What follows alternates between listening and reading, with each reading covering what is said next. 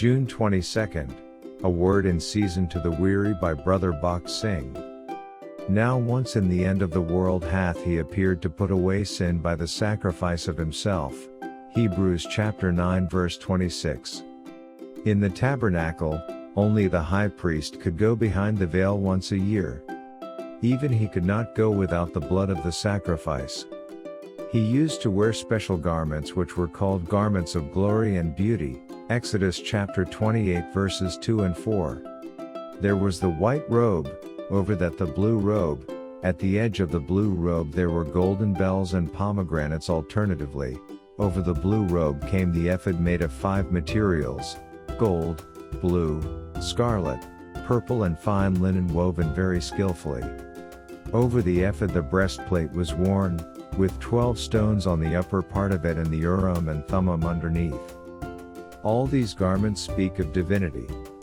Before the high priest entered into the most holy place, he had to remove these garments of glory and beauty and put on white clothes instead. This means, before he could take the blood of the sacrifice before God on behalf of the people, he had to become an ordinary man. That is why the Lord Jesus Christ never came into the world like an angel. He came as a man. Hebrews chapter 2 verse 16. He became like one of us. Had he wished, he could have come like an angel. But as an angel he could not die on our behalf, because angels do not die. That is why angels cannot understand man's sufferings. The Lord Jesus Christ became like us in order to be our merciful and faithful high priest. The high priest had to go into the holiest with the blood of the sacrifices on behalf of himself and also on behalf of the people. This happened only once a year on the Day of Atonement. On the Day of Atonement, the people would gather from many far-off places, but they could not go inside the tabernacle. They had to stay outside. They had to confess all their sins by putting their hands upon the head of the animal a sacrifice. That animal signifies the Lord Jesus Christ.